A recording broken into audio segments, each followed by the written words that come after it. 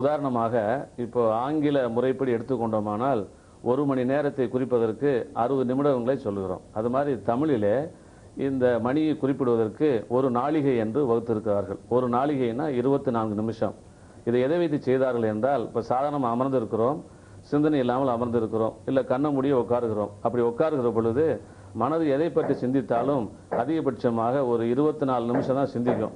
அதுக்கப்புறம் தன்னாடி மனிதன் உறக்கத்துக்கோ அல்லது மனம் அடங்கிய நிலைக்கு போயிடுவான். அதனால தான் ஒரு நாளிகை என்று இந்த மனத்தின் விரிவு அலை தூரத்தை தான் அவங்க ஒரு நாளிகைன்னு வைத்தார்கள். ஆகவே இந்த மனம் அதன் நிலை அடைவதற்கு ஒரு 24 நிமிஷம் தேவைப்படுது. அதுக்கப்புறம் நம்ம தியானத்துக்கே போக முடியும். அதனால குறைஞ்சி ஒரு 1/2 மணி நேரம் உட்கார்ந்தா போதும். பெரிதாக ஒன்றுமில்லை. இந்த ஒளி ஜோதியை காட்டியதுக்கப்புறம் அது தன்னால் ஜோதி வரும். அந்த ஜோதியை பார்த்து பார்த்து பார்த்து உட்கார்ந்த உடனே மனம் அதில் லயமாகும். லயமாகிறதுனால அறிவு விருத்தியாகும். காரணம், பல வழியில் போகக்கூடிய எண்ணங்கள் ஒன்றாகிறதுனால நம்முடைய தன்னம்பிக்கை, செல்ஃப் கான்சியஸ் சொல்லக்கூடியதும், நம்முடைய அதீத சக்தி வில் பவர் அதிகமாகிறதுனால நம்ம நினைச்சதெல்லாம் சாதிக்க முடியும். ஆனால் சுலபமான பயிற்சி தான். சாதாரண உட்கார்ந்துட்டு முதுகு வளையாமல் நேர நிமிர்ந்து உட்காரணுங்க. உட்கார்ந்து நினைவுகளை புருவ மத்தின்னு இந்த இடத்த சொல்கிறோம். இது ஏன்னு சொல்கிறோம்னா, நம்ம உடம்புல 72,000 நாடி நரம்பு இருக்குது. எல்லாம் சேரக்கூடிய இடம் இந்த இடம். அங்கே தான் கடவுள் இருக்குன்னு சொல்கிறோம். இப்போ ஒருத்தர் கடவுள் எங்கேருந்து எப்போ நிரூபிப்போம்னு கேட்டால் சுலபமான வழி இருக்கிறது. ஒரு சாதாரண ஒரு ஷார்ப்பாக உள்ள ஒரு ஊசி எடுத்துக்கொண்டு ஒருத்தர் கண்ணை மூடிட்டு அந்த ஊசி எங்கே கொண்டு போனாலும் ஒரு உணர்வும் தெரியாது. ஆனால் அந்த இடத்துல கொண்டு வந்த உடனே ஒரு காந்தம் இழுப்பது போன்ற உணர்வு தெரியும். நீங்களே இப்போ போய் செஞ்சு பாருங்க, தெரியும். அப்போ அந்த இடத்துல தான் எல்லா நரம்புகளும் சேரக்கூடிய இடம். நம்ம இந்த பொட்டு வைக்கிற இடம். பொட்டு வைக்கிற காரணம் கூட அதுதாங்க. அதனால அந்த இடத்துல போகும்போது தெரியும். ஆகவே அந்த 1/2 மணி நேரம் உட்கார்ந்து கண்களை மூடிக்கொண்டு, கண்களை மட்டும் மூணா பத்தாது, அந்த ஜோதியை பார்த்த உடனே மனம் அடங்கும். அதில் இருக்கிற பொழுது செய்கிற பொழுது தான் அது முறையான தவமுறை தியானம். இந்த தியானத்தினால என்ன கிடைக்குங்க கேட்டிங்கன்னா, மனம் முதல்ல அமைதி பெறுகிறது. 2வது, வாழ்க்கையில் ஒரு நம்பிக்கை ஏற்படுகிறது. நாம் எதையும் சாதிக்க முடியும் என்கிற ஒரு அனுபவபூர்வமான வழிமுறைகள் வரும்.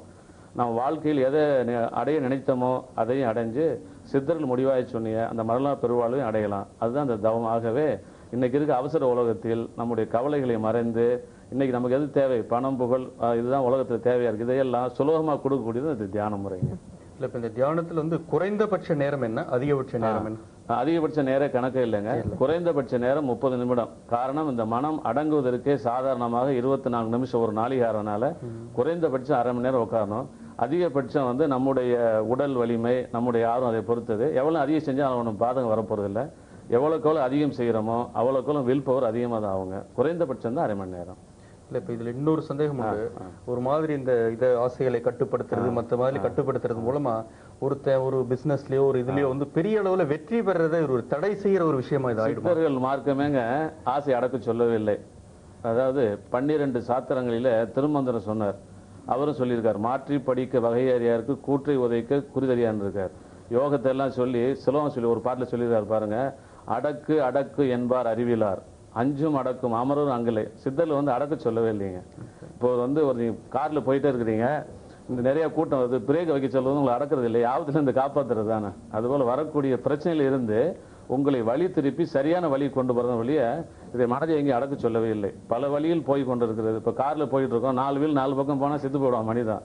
அது எப்படி முறையா அந்த 4 வீலும் ஒரே பக்கம் போனாதான் நினைச்சு நம்ம ஸ்டேரிங் பிடிச்ச பக்கம் போறது மாதிரி ஒருமுகப்படுத்துறதுதான் அடக்க சொல்றது. சித்தர் முறை தியானமே இல்லை. உட்காந்து நீ எதை விரும்புறியோ, கடவுள் நம்பிக்கை இல்லையா, நீ விரும்புற தலைவர் நினைச்சு உட்காரு, அது உனக்கு கடவுளை கொண்டு காட்டாதான் எங்க சித்தர் முறை. நீ எதை விரும்புகிறாயோ, ஒருத்தர் முருகனா என்னன்னு தெரியாதுங்க, முருகனை தியானம் எதை பண்ணுவான் தெரியாது. ஆகவே சித்தர் முறை பல வழியில் போகக்கூடிய மனதை நீ எந்த பொருளை விரும்புகிறாயோ, காதலினா காதலின தவறு கிடையாது, அது கடைசியில் கொண்டு போய் காட்டு. அதுக்கு பல வரலாறுல இருக்கு, நேரம் பத்தாது. அதனால கொண்டு போய் இப்போ பல வழியில போகக்கூடிய மனத்தை திசை திருப்பி நேரான வழியில கொண்டு போறது அந்த சித்தர்முறை தியானம் வழிய அடக்க சொல்வது சித்தர்முறை தியானம் இல்லை. அப்படி செஞ்சா தவறான தியானங்க. அதாவது எதையாவது ஒன்றை பற்றி ஏதாவது ஒன்றை முதல்ல பற்றி எதை பற்றணும் அதுவே கொண்டு போயிடுங்க. அது சுதாரணம் என்ன கேட்டீங்கன்னா, ஒரு சிறிய குழந்தை இருந்தது. அந்த குழந்தைக்கு விளையாடும் பொழுது மற்ற குழந்தைகள் யானையை பற்றி பேச உடனே அப்பாட்ட போன அப்பா யானையை பார்க்கணும் குழந்தை கேட்குது. அப்பாவுக்கு 1000 வேலை விடுறாங்க. இல்லை எனக்கு சொல்லு பண்ண அப்பா, இப்போ போக முடியாது, யானைனா பெருசா கருப்பா இருக்கும், நம்ம மாட்டோட 4 பங்கு கால் பெருசா இருக்கும், ஒரு தும்பி கையெல்லாம் இருக்குன்னு சொல்றாரு. இப்போ குழந்தை விளையாட போயிடுறான். ஒரு 2 வருஷம் ஆச்சு. திரும்பி அப்பா யானையை பார்க்கணும் புத்தகத்தில் இதுதான் யானைன்னு காமிக்கிறார். இன்னும் கொஞ்சம் வளர்ந்து விட்டு அப்பா யானையை பார்க்கணும்னு நம்ம சன் டிவியில யானையை பார்த்தோன்னா இது பாடுறா இதுதான் யானைன்னு சொல்லி சொல்றாரு. சொன்ன உடனே அவரை கூட்டிட்டு சென்னைக்கு வருகிறார். பல வியாபார பிரச்சனையில் அவர் எதையும் கவனிக்க வருகிறார். பையன் அப்பா அங்கே போது பாரு யானை யானை என்று பையன் அப்பாவை காட்டியது போல இந்த வழியை செஞ்சு வர கடைசியை நீ காதலை நினைச்சாலும் கடவுள் நினைச்சாலும் கடைசியில் அங்கேயே கொண்டு போய் சேர்க்குங்க. அதனால முதல்ல ஒருமுகப்படுத்தி கடைசியில் எங்கே போய் சேர்க்கும் அந்த இடத்துக்கு கொண்டு போய் சேர்க்கணும். தினம் வந்து வெவ்வேறு பற்றியே நினைக்கலாம். இல்ல அப்படி நினைக்க கூடாது. அதான் முதல்ல சொன்னேன், காதலியா இருந்தா ஒரே காதலி இல்ல நான் கேட்டது வெவ்வேறு காதலி நினைக்கலாமா கேட்கல. இல்ல இன்னைக்கு காதலை பத்தி நினைக்கலாம், நாளைக்கு கடவுளை பத்தி நினைக்கலாமா? அப்படி நினைச்சா பிரயோஜனம் இல்லை. ஏன்னா இதோடைய முக்கியமே முதல்ல மனசை ஒருமுகப்படுத்தி மனசு எங்கே போகணுமோ அங்கே போறதுக்கு வழி தான். இது அடக்கிற வழி இல்லை. எதை விரும்ப அதே வழியில போ. இன்னைக்கு ஒன்று விரும்பி நாளைக்கு விரும்பி அவன் லட்சியம் இல்லாதவன். லட்சியம் என்பவன் ஒன்றை அடைய எதை நினைக்கிறான் அதுதான். அது லட்சியம் நிறைவேறும் வரை அதே அதுக்கப்புறம் அதே உன்னை கொண்டு போயிடும். இதுதான் அவங்க காட்டிய வழிங்க. இப்போ இந்த எதிர்காலத்தை கணித்து சொல்றது அப்படின்றதெல்லாம் நீங்க செய்யறது உண்டா? கண்டிப்பா எவ்வளவோ சொல்லியிருக்கிறேன். கடந்த முறை கூட நம்ம கர்நாடகாவுக்கும் தமிழகத்திற்கும் இந்த காவிரி பிரச்சனை வந்து பார்த்தீங்களா, வர்றதுக்கு முன்னாடி நம்ம மதிப்பிற்குரிய தமிழக தலைவராக கலைஞருடைய அவர்கள்ட்ட முதல்ல லெட்டர் அனுப்பிச்சோம். ஒரு டிஎஸ்பி மூலம் அனுப்பிச்சு இதுக்கெல்லாம் தேவையில்லை, மிகப்பெரிய மழை பெறும், மழை பெய்ய சமயத்தில் மழை பெய்யும் முன்னாடி எழுதி கொடுத்தேன். அதே மாதிரி அமெரிக்காவில் பிரிசி மகரிஷின்னு இருக்காரு, அவர் சிலது கேட்டாருங்க. நடந்த தைவானுடைய பூகம்பம் நம்ம ஒரிசா புகழ்லாம் முன்னாடியே சொல்லியிருந்தேன்.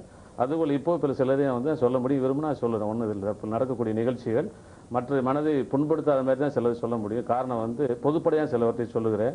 இப்போ இந்த தமிழ் ஆண்டில் மழையே இல்லை, மிக பஞ்சம் எல்லாம் சொல்லிட்டு இருக்காங்க. ஆனால் தமிழ்நாட்டில் இங்கே பாருங்கள், கண்டிப்பாக ஒரு பகுதி மிகப்பெரிய மழை இருக்கும். இந்த ஆண்டில் இது வரைக்கும் இதுக்கு முன்னாடி எத்தனை 60 ஆண்டுக்கு வரும் இந்த வருஷம் வருது இல்லைங்களா, இதுவரை இல்லாத மிகப்பெரிய மழையினால் ஒரு பக்கம் பஞ்சமும், இந்த பக்கம் மழை பெய்யாமல் அப்படி ஒரு நிலை இருக்கும். அதுக்கப்புறம் இந்த ஆண்டிலே நம்முடைய தமிழகத்திலிருந்து பலவிதமான விஞ்ஞான நிரூபிக்கக்கூடிய அறிஞர்கள் தோன்றுவார்கள். இதை நீங்கள் அடுத்த வருஷம் தெரிஞ்சுக்கலாம். மற்ற அரசியலை பற்றியெல்லாம் சொல்ல விரும்பாதனால அதை நான் சொல்லுறேன். சரிப்பா, அப்படின்னா நீங்க இவ்வளவுலாம் சொல்லும் போது இந்த ஒரு மிகப்பெரிய விஷயத்தை கேட்டா சொல்லுங்க. இந்த 2000ல உலகம் அழிஞ்சிட போகுது, வெவ்வேறு மதத்தை சார்ந்தவங்களும் வெவ்வேறு விதமா அதை சொல்லிட்டு இருக்காங்க. இந்த சர்ச்சைக்கு என்ன முற்றுப்புள்ளி? சித்தர்களை 2037 அழியும்னு சொன்னாங்க. 2000 வருஷம் அந்த பிறக்கும் பொழுது எல்லாம் பயந்து விமானங்களோட பயந்துருந்தது. அந்த 2000 முதல் ஃபிளைட் நான் போய் இறங்கினாங்க பேங்காக்ல, பெரிய கௌரவிச்சாங்க. 4 பேரும் ஒரே ஃபிளைட்ல போனோம். அந்த 2000 பிறகு அதிகாலை நேரத்தில், ஏன்னா அந்த டைம் லேப்ல தான் சொன்னாங்க. அது இல்லாமல் சித்தர்கள் ஆதியிலே சொல்லியிருக்கிறார்கள், தமிழ் கணக்கு 2037ங்க உலகம் கண்டிப்பாக அழிஞ்சு போகும். அது இப்போ அழியப்போ 2037 இந்த உலகம் அழிஞ்சு அதுக்கப்புறம் அது எப்படி கேட்டிங்கன்னா, இப்போ எய்ட்ஸ் வியாதி இருக்குங்க, அது உயிரை கொள்ளக்கூடிய வியாதி அல்ல. அதுக்கப்புறம் ஒழுக்கக்கேடு மீண்டும் வளர்ந்து செத்து போடுறான், அது அவனுடைய குற்றம். இன்னும் பிற்காலத்தில் வரக்கூடிய காலத்தில் 2020க்கு மேலங்க காற்றின் வழியாக ஒருத்தருக்கு வியாதி, அடுத்த சுவாசம் செத்து போயிடும், மருந்தே கண்டுபிடிக்க முடியாது. அதுக்கப்புறம் இயற்கை சீற்றங்கள்னால 2037 கண்டிப்பாக உலகம் அழிய போகுது. அதுக்கு சாட்சியாக என்ன நடக்க போகுதுன்னு கேட்டிங்கன்னா, நாம் அந்த தட்பவெப்ப நிலையெல்லாம் இதுவரைக்கும் நடந்ததுக்கும் கண்டிப்பாக நிறைய மாறும். அதுக்கு சாட்சியாக பூமிக்குள்ள லேயர்லாம் நிறைய மாறிட்டு இருக்கு, விஞ்ஞானம் நிரூபிச்சிருக்கிறாங்க. அப்படி மாறினதுனால தட்பவெப்ப நிலை மாறி 2030 உலகம் கண்டிப்பாக அழிய போகுது. நான் ஒரு 20 வருஷத்துக்கு முன்னாடி சொல்லியிருக்கிறேன். சரி, இப்ப நம்ம பல விஷயங்கள் குறித்து பேசிட்டு இருக்கிறதுனால இன்னைக்கு மக்கள் கிட்ட ஒரு பெரிய ஏதாவது ஃபேஷன் மாதிரி இன்னைக்கு எல்லாரும் பேசுற ஒரு விஷயம் இந்த வாஸ்து சாஸ்திரம், மனையடி சாஸ்திரம்லாம். அதுல இந்த கோயில்களுக்கு கூட சிலதெல்லாம் சொல்றாங்க. இப்போ தென்மேற்கு திசையில கட்டப்பட்ட கோயில்கள் அவ்வளவு நல்லது இல்லைன்னு சொல்றாங்க. ஆனா பழனி கோயில் அப்படிதான் கட்டப்பட்டிருக்குன்னு கேள்விப்படுறோம். அது நல்ல அமோகமா அந்த முருகருக்கு அர்ச்சனைகள் நடந்துட்டு இருக்கு. ஆனா அந்த கிழக்கு நோக்கி கட்டப்பட்டிருக்கிற சில கோயில்கள்ல விளக்கேற்றுறதுக்கு கூட ஆள் இல்லாத நிலைகளும் பார்க்கலாம். அதுக்கு என்ன சொல்றீங்க? அதுக்கு காரணமா பழனி கோயில் மேற்கு நோக்கி இருக்கிறது. அந்த பழனி கோயில் மகா சித்த புருஷராகி போகரனால ஏற்படப்பட்டு போகர் அங்கே பிரதிஷ்டை செய்து அவர் ஜீவசமரம் இருக்கிறார்.